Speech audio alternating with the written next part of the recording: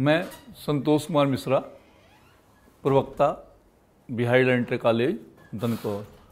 बच्चों, आज हम आप लोगों को बैंकिंग के कक्षा 12 के बैंकिंग के पहले यूनिट का पहला चैप्टर बैंक तथा बैंक के कार्य के बारे में अध्ययन करेंगे। बैंक क्या होता है, बैंक क्या है। बैंकिंग में पहला चैप्टर बैंक की उत्पत्ति से स्टार्ट होता है। सबसे पहले हमारे पास बैंक आता है।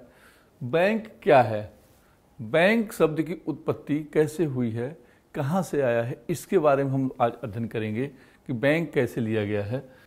बैंक शब्द की उत्पत्ति, बैंक शब्द की उत्पत्ति में सबसे पहले बैंक शब्द इटालियन भाषा के बैंको शब्द से बना है। बैंको शब्द जो है वहाँ एक बेंच पर बैठ के लोग व्यापार करते थे। व्यापारी बेंच पर बैठ के व्यापार करते थे। जब व्यापार में घाटा होता था तो वो उसे बैंकरप्ट या दिवालिया होने के बाद उस बेंच को तोड़ दिया जाता था, बैंकरप्ट कह दिया जाता था। इस प्रकार बैंक शब्द से बैंकरप्ट शब्द का उत्पत्ति हुई है।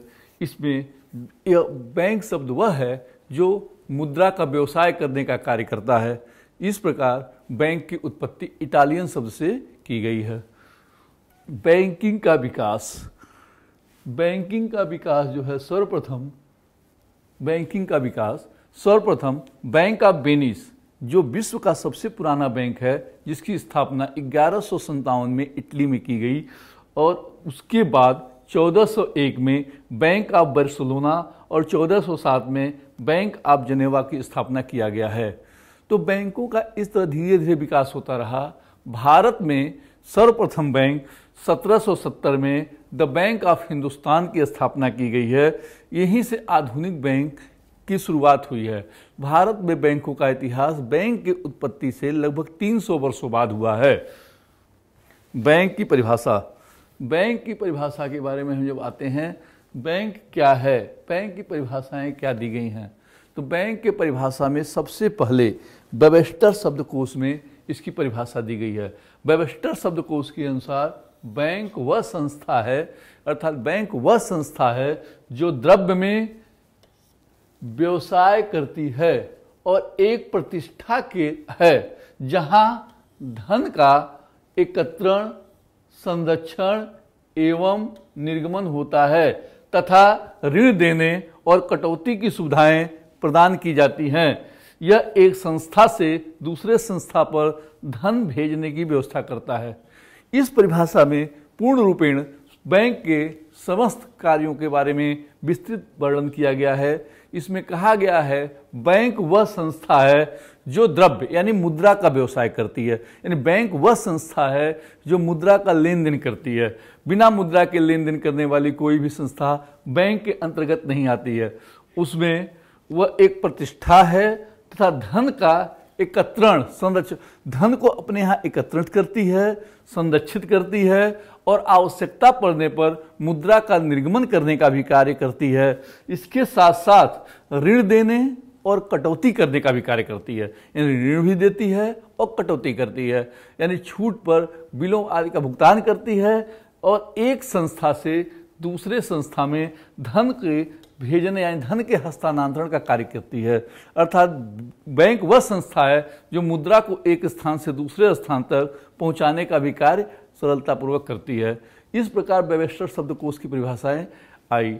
वेबस्टर शब्दकोश की परिभाषा के बाद भारतीय कंपनी अधिनियम के अंतर्गत भी इसकी परिभाषा दी गई है। भारतीय बैंकिंग अधिनियम में भी दिया गया है, 1956 में कंपनी अधिनियम में दिया गया है। तो वहाँ पर कंपनी अधिनियम के अनुसार जो बैंकिंग अधिनियम के अनुसार जो परिभाषा दी गई है वह दिया गया है, बैंकिंग से अभिप्राय जनता को उधार देने के लिए अथवा विनियोग के लिए मुद्रा के निश्चय को स्वीकार करना है और मांग पर अथवा किसी अन्य प्रकार से चेक, ड्राफ्ट, आदेश आदि द्वारा धन दिया जाता है। अर्थात कहने का मतलब है सबसे पहले कि बैंक वह संस्था है जो जनता की जमाएं स्वीकार करता है, जनता को ऋण देता है और बैंक ड्राफ्ट हुंडी का व्यवसाय करता है और आवश्यकता पड़ने पर चेक, धन को एक स्थान से दूसरे स्थान तक ले जाता है। यानी इसमें चेक और व्यवसाय इन दोनों का बहुत महत्वपूर्ण योगदान होता है। अन्य जगह पर इसके साथ साथ आदेश का भी कार्य करता है। बैंक की उचित परिभाषा, इसके साथ साथ बैंक की वह उचित परिभाषा क्या है, यानी अभी तक हमने एक विद्वान वेबस्टर शब्दकोश के अनुसार परिभाषा पढ़ा, दूसरा बैंकिंग अधिनियम के अंतर्गत परिभाषा पढ़ा। अब उचित परिभाषा क्या है? बैंक वह संस्था है जो मुद्रा और साख में व्यवसाय करती है, अर्थात बैंक वह संस्था है जो मुद्रा और चेक वगैरह बिल वगैरह का व्यवसाय करती है, जहां जमा धन संरक्षण निर्गमन होता है, ऋण एवं कटौती की सुविधाएं प्रदान की जाती है और एक स्थान से दूसरे स्थान तक रुपया भेजने के लिए व्यवस्था की जाती है। इस प्रकार उचित परिभाषा के अंतर्गत यह कहा गया है, धन वह स्थान है जो जनता की जमाएं स्वीकार करती है, अर्थात विभिन्न प्रकार के खाते खोलकर जनता की जमाओं को रखती है। उसके बाद वह धन का संरक्षण करती है, जो जमा धन होता है वो अपने यहाँ संरक्षित रखती है, उनका निर्गमन करती है, उसके बाद ऋण देती है, धन को एक स्थान से दूसरे स्थान पर भेजती है, इसके लिए चेक बिल हुंडी आदि का भी प्रयोग करती है। इस प्रकार बैंक की यह उचित परिभाषा समाप्त होती है। बैंक के कार्य, आधुनिक बैंक के कौन कौन से कार्य हैं? आधुनिक बैंक के कार्यों के बारे में हम अध्ययन करेंगे। आधुनिक बैंक के जो हमारे कार्य हैं, यह कार्य 3 भागों में बांटा गया है। नंबर 1 मुख्य कार्य, इसे प्राथमिक या मुख्य कार्य कहते हैं। प्राथमिक या मुख्य कार्य वह कार्य है जिनको संपन्न करने के लिए बैंक का उत्पत्ति हुई है, अर्थात बैंक उसी कार्य को ये स्थापित किया गया है। दूसरा एजेंसी संबंधी कार्य। एजेंसी संबंधी कार्य से आशय ऐसे कार्यों से है जो बैंक अपने कुछ पैसे देती है, अर्थात वह काम करने के बदले में कुछ शुल्क लेती है, कुछ एजेंट के रूप में कार्य करती है, ऐसे कार्यों को एजेंसी संबंधी कार्य कहते हैं। तथा तीसरा है विविध कार्य। विविध कार्य वह कार्य होता है जो बैंक इन कार्यों के अतिरिक्त बचे हुए कार्यों का संपादन करती है, उसके बदले में थोड़ा बहुत शुल्क लेने का कार्य भी करती है। ऐसे कार्यों को हम विविध कार्य की श्रेणी में रखते हैं। प्राथमिक कार्य, प्राथमिक या मुख्य कार्य। प्राथमिक कार्य वह कार्य है जिसके लिए बैंक का संपादन हुआ। यह कार्य 2 प्रकार का होता है। नंबर 1 रुपया जमा करना और नंबर 2 रुपया उधार देना। बैंक अपने यहाँ विभिन्न प्रकार के खातों को खोलकर जनता के धन को स्वीकार करती है, उसमें जमा करती है और जमा को स्वीकार करके उन जगहों जहाँ जरूरत पड़ती है वहाँ पर ऋण देने का काम करती है। अब ये हम जमा स्वीकार करना के बारे में बताते हैं। जमा स्वीकार करना, जमा स्वीकार कर बैंक अपने यहाँ विभिन्न प्रकार के खाते खोलकर जमा को स्वीकार करता है। बैंक सबसे पहले अपने यहाँ चालू खाता खोलता है। चालू खाता से आशय ऐसे खाते से होता है जिसमें बैंक अपने धन को जमा करता है। जमा करने के बाद अर्थात कोई भी व्यक्ति उसमें खाता खोलता है तो हफ्ते में कितनी भी बार या प्रतिदिन कितने भी बार पैसा जमा कर सकता है तथा पैसा निकाल सकता है।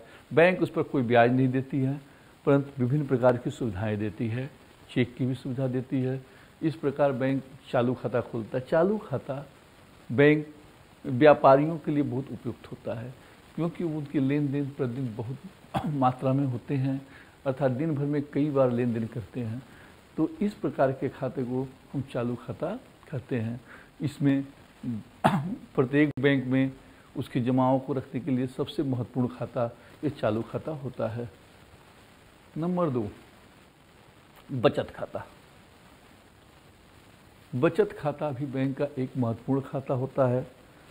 बचत खाते के अंतर्गत बैंक अपने यहाँ विभिन्न प्रकार के लोगों के पैसे को जमा करता है। यह उन लोगों के लिए उपयुक्त होता है जो नौकरी पेशा वाले करते हैं। इससे बचत को प्रोत्साहन मिलता है, अर्थात लोग अपने धन को अब बैंक में रखते हैं। इसमें यह सुविधा होती है कि हफ्ते में 2 या 3 बार रुपया निकाल सकते हैं, पर कई बार जमा कर सकते हैं। साथ ही साथ बैंक इन बचत खातों पर ब्याज भी एक न्यूनतम दर से ब्याज देता है। अलग अलग बैंक अलग अलग दर से ब्याज देते हैं। सामान्यतः 3.5 से 4% की दर से इस पर ब्याज प्राप्त होता है। यह खाता अधिक से अधिक मात्रा में बैंक के विकास का एक साधन होता है। नंबर 3, स्थायी जमा खाता। स्थायी जमा खाता वह खाता है जिसमें बैंक एक निश्चित अवधि के लिए पैसा जमा करता है। इसे मुद्दती खाता या फिक्स्ड डिपॉजिट के नाम से भी कहते हैं। इसमें एक निश्चित समय के लिए अर्थात 6 महीने के लिए, 3 महीने के लिए, 2 साल के लिए, 1 साल के लिए, 5 साल के लिए, यानी एक निश्चित समय के लिए पैसा जमा किया जाता है। इसमें ब्याज की दर सबसे अधिक मिलता है, लेकिन इसमें यह विशेषता होती है उस निश्चित समय से पहले आप धन को निकाल नहीं सकते। यदि निकालते हैं तो उसमें ब्याज की दर घटा दिया जाता है। तो इस प्रकार के खाता उन लोगों के लिए उपयुक्त होता है जो अपने पैसे को सुरक्षित रखना चाहते हैं, साथ ही साथ उसके ब्याज से अपने परिवार का पालन पोषण करते हैं। ऐसे लोगों के लिए एक अस्थायी खाता बहुत ज़रूरी होता है और बहुत अच्छा होता है। घरेलू बचत खाता। घरेलू बचत खाता जो होता है यह बच्चों में बचत को प्रोत्साहन करने के लिए काफ़ी अच्छा होता है। इसे गुल्लक खाते के नाम से भी जाना जाता है।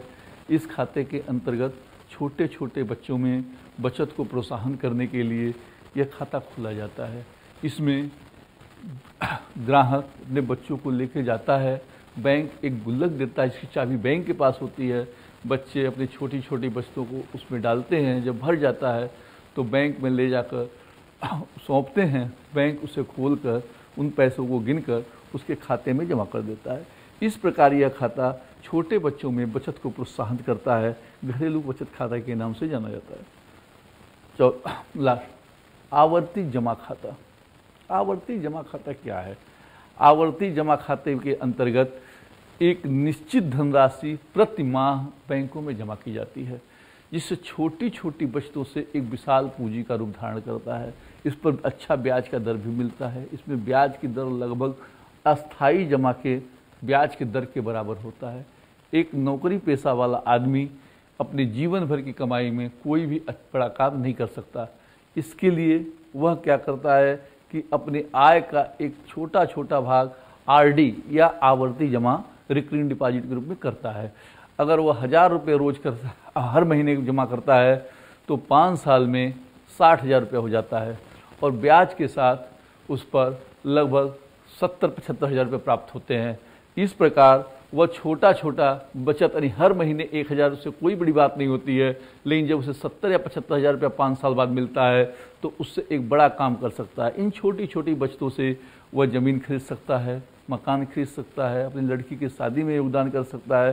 तो इस प्रकार आवर्ती जमा खाता एक नौकरी पेशा वाले या निश्चित आय वालों के लिए बहुत ही अच्छा बचत का साधन है। दूसरा महत्वपूर्ण कार्य बैंक का सबसे दूसरा महत्वपूर्ण या प्राथमिक कार्य में जो है वह ऋण देना होता है।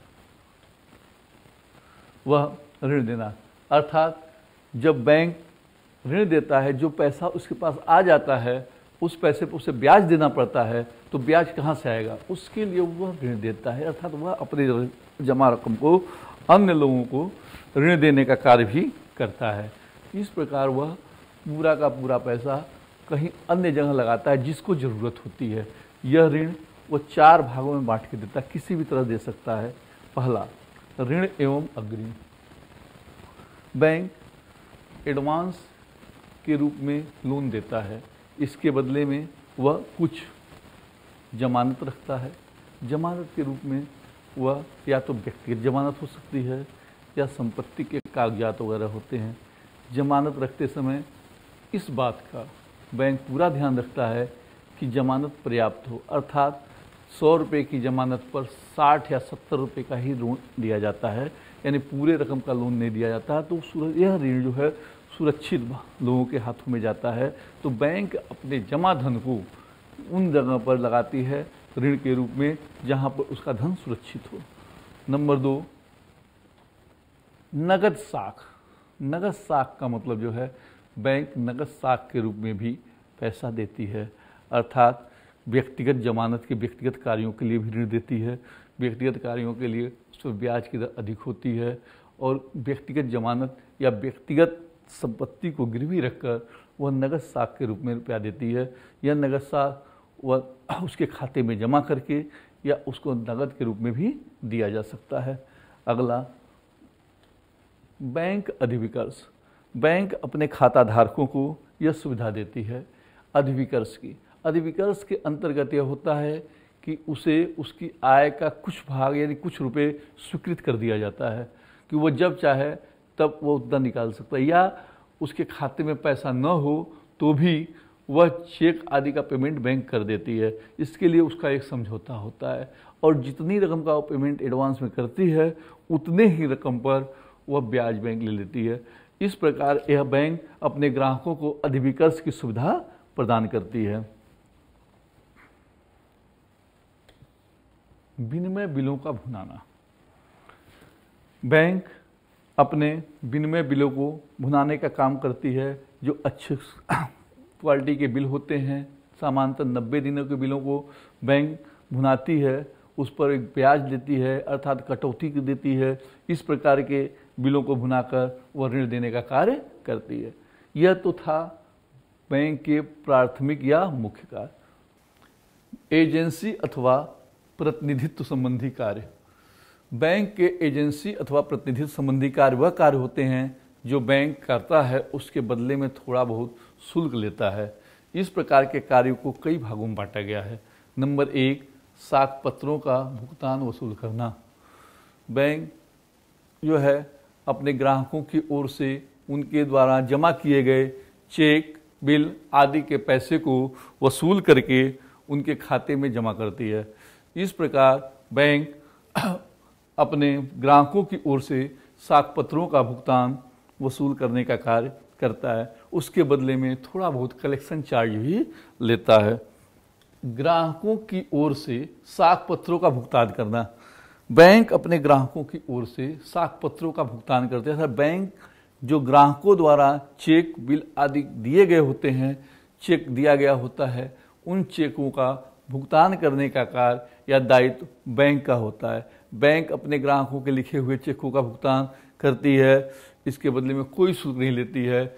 चालू खाता धारक या बचत खाता धारक द्वारा दिए गए चेकों का भुगतान करने का कार्य बैंक करती है। ग्राहकों की ओर से अन्य भुगतान।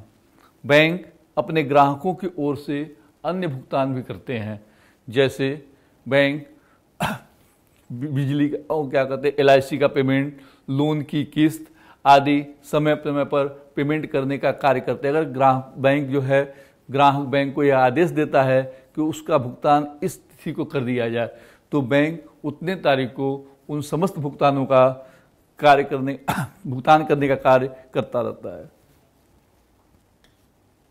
ग्राहकों से भुगतान प्राप्त करना। जिस प्रकार बैंक ग्राहकों की ओर से भुगतान करता है, उसी प्रकार ग्राहक को कहीं से भुगतान प्राप्त करना होता है, तो वह सूचना भी यदि बैंक को दे देता है, तो बैंक एक निश्चित समय पर उतनी राशि वसूल करके उसके खाते में जमा कर देती है। इसके बदले में बैंक थोड़ा बहुत शुल्क लेती है। उन शुल्कों को वह करती है, भुगतान करती है। धनराशि का हस्तांतरण। वर्तमान समय में यह बहुत महत्वपूर्ण कार्य है। बैंक अपने ग्राहकों की ओर से उनके धन को एक स्थान से दूसरे स्थान पर हस्तांतरण का कार्य करती है। यह कार्य चेक, बैंक ड्राफ्ट या नेफ्ट के माध्यम से किया जाता है। यह घर बैठे ही नेट बैंकिंग भी आजकल हुआ है। इन सब के माध्यम से बैंक धन की राशि को एक स्थान से दूसरे स्थान तक हस्तांतरण करती है। इसके बदले में थोड़ा बहुत शुल्क लेती है और ग्राहकों को सुविधाजनक बनाती है। इससे ग्राहक का धन कम समय में, कम पैसे में एक स्थान से दूसरे स्थान तक आसानी से पहुंच जाता है। अभिगोपन संबंधी कार्य। अभिगोपन क्या होता है? जब नई नई कंपनियां स्टार्ट होती हैं तो उनके अंशों को बेचना, ऋण पत्रों को बेचना कठिन कार्य होता है। इसके लिए वो बैंकों को यह कार्य सौंप देते हैं। बैंक उनके अंशों को बेचने का कार्य करता है, उसके बदले में एक निश्चित दर से कमीशन लेता है। इसे अभिगोपन कहा जाता है। यदि उसके सारे अंश बिक गए तो ठीक, अगर नहीं बिकते हैं तो बचे हुए अंशों को बैंक अपने पास ले लेता है और लेने के बाद धीरे धीरे बाद में उसको बेचता है और उसके बदले में वह कमीशन प्राप्त करता है। ट्रस्टी व प्रबंधक आदि के रूप में काम करना।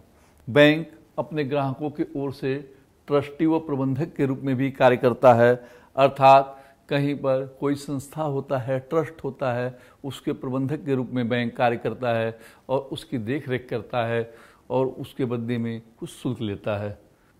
विदेशी विनिमय की सुविधा देना। बैंक अपने ग्राहकों को विदेशी व्यापार के लिए विदेशी मुद्रा की व्यवस्था करता है, अर्थात आसानी से उसके लेन देन को सफल बनाता है। कुल मिलाकर जब भी विदेशी पैसे की मुद्रा की ज़रूरत होती है तो बैंक उन्हें विदेशी भुगतान के लिए पूर्ण रूपेण मुद्रा की व्यवस्था करता है, उस देश की मुद्रा का भुगतान आसानी से हो सके। आर्थिक स्थिति की जानकारी। बैंक अपने ग्राहकों को समय समय पर लोन आदि देने के लिए उनकी आर्थिक स्थिति की सूचना अन्य ग्राहकों को देता है ताकि उससे हमेशा लेन देन बरकरार रहे। तो यह गोपनीय भी होती है, मगर आवश्यकता पड़ने पर आर्थिक स्थिति की जानकारी बैंक देता रहता है। वित्तीय परामर्श देना। बैंक अपने ग्राहकों की ओर से समय समय पर उन्हें वित्तीय परामर्श या सलाह देता है कि वह अपने धन को कहाँ पर लगाएं, अर्थात वह इस शेयर मार्केट में या किस शेयर में, किस ऋण पत्र में ये पैसे लगाएं ताकि उनका धन सुरक्षित हो। इन सब के लिए वह समय समय पर उनको जो है परामर्श या सलाह देने का कार्य भी करता है। विविध कार्य। बैंक इन दो कार्यों के अतिरिक्त कुछ अन्य कार्य भी करता है, जिसे विविध कार्य की श्रेणी में हम रखते हैं। नंबर 1, मूल्यवान वस्तुओं की सुरक्षा। प्रत्येक बैंक अपने ग्राहकों के मूल्यवान धातुएं, मूल्यवान वस्तुएं, मूल्यवान कागजात की सुरक्षा का कार्य करता है। वह अपने यहाँ लॉकर्स की सुविधा देता है, उसके बदले में कुछ वार्षिक शुल्क लेता है और वहाँ पर वह उन वस्तुओं को सुरक्षित रखता है, जिससे उसकी एक चाबी बैंक के पास होती है तथा एक चाबी ग्राहक के पास होती है। जब तक दोनों चाबी नहीं लगती है वो लॉकर्स नहीं खुलता है। इस प्रकार वह काफ़ी सुरक्षित होते हैं। यात्री चेक एवं साख पत्रों की सुविधा। बैंक अपने ग्राहकों की ओर से यात्री चेक और साख पत्रों की सुविधा देता है, अर्थात यात्रा पर हम जाते हैं तो बैंक द्वारा यात्री चेक लेके जाते, हमारे खाते न भी हों तो ये यात्री चेक प्राप्त करते हैं और वहाँ उससे वो पेमेंट करते हैं, जिससे कि हमारा धन सुरक्षित रहता है, किसी प्रकार का चोरी वगैरह होने का भय नहीं रहता है। उसके बदले में बैंक थोड़ा बहुत कमीशन लेता है। अंक संग्रह एवं प्रकाशन। बैंक अंक संग्रह का कार्य करता है, अर्थात उसके सांख्यिकी डाटे इकट्ठा करता है, कहाँ पर मुद्रा की दर क्या है, मुद्रा की डिमांड क्या है, इन सब बाजार की स्थिति क्या है, इन सब के बारे में बैंक अपने आंकड़े एकत्रित करता है, उनका प्रकाशन करने का कार्य करता है और समय समय पर उसकी सूचना लोगों को देता है। समाशोधन गृह का कार्य। यह बैंक का एक महत्वपूर्ण कार्य है, इसकी विस्तृत अध्ययन हम लोग आगे करेंगे। समाशोधन गृह। बैंक अपने यहाँ समाशोधन गृह का कार्य करता है। इसमें क्या होता है कि विभिन्न बैंकों के चेकों का क्लियरेशन एक जगह पर बैठ के किया जाता है ताकि बड़े बड़े लेन देन आसानी से एक जगह हो जाएं। प्रत्येक देश का केंद्रीय बैंक लगभग यह कार्य करता है। हमारे देश में यह काम रिजर्व बैंक ऑफ इंडिया द्वारा किया जाता है, परंतु रिजर्व बैंक ऑफ इंडिया की सिर्फ 11 ब्रांच हैं। वर्तमान समय में लगभग 1036 समाशोधन गृह हैं। उन समाशोधन गृह में से 11 में रिजर्व बैंक ऑफ इंडिया, उसके पश्चात स्टेट बैंक, फिर स्टेट बैंक के सहायक बैंक या अन्य पब्लिक बैंक इस कार्य को करते हैं। साख निर्माण का कार्य। बैंक साख निर्माण का कार्य भी करता है। बैंक के पास जितना धन जमा होता है उस जमा धन के माध्यम से वह उसका कई गुना उधार दे देता है। यह साख निर्माण का कार्य होता है, अर्थात जैसे उसके पास 100 रुपया जमा है तो 100 रुपये के जमा में से कुछ कोष रखकर, मान लीजिए 20 रुपया कोष रखकर 80 रुपये उधार देता है। वह 80 रुपया फिर जमा में दिखाकर पुनः 20% उसका 16 रख के और इस प्रकार 64 रुपये उधार देता है। 64 रुपये का फिर 20% यानी 12 रुपये 80 पैसे कोष में रखकर 51 रुपये 20 पैसे वो फिर उधार देता है। इस प्रकार धीरे धीरे वो उधार देते हुए लास्ट तक आते आते 500 रुपये उसके पास जमा हो, 100 रुपये की नोट से वो 500 की जमा तैयार कर लेता है और 500 का साख का निर्माण करता है। अगर वह साख का निर्माण में वृद्धि करना चाहता है तो इस प्रकार वह नकद कोष की मात्रा को घटा देता है और कमी करना चाहता है तो नकद कोष की मात्रा को बढ़ा देता है। प्रशिक्षण देना, बैंक अपने ग्राहकों को समय समय पर प्रशिक्षण देने का कार्य भी करता है, अर्थात वह समय समय पर यह बताता है कि किस प्रकार प्रशिक्षित करके योग्य और अनुभवी कर्मचारियों का वह ट्रेनिंग देता रहता है। इसके लिए कई बैंकों का ट्रेनिंग सेंटर भी होता है।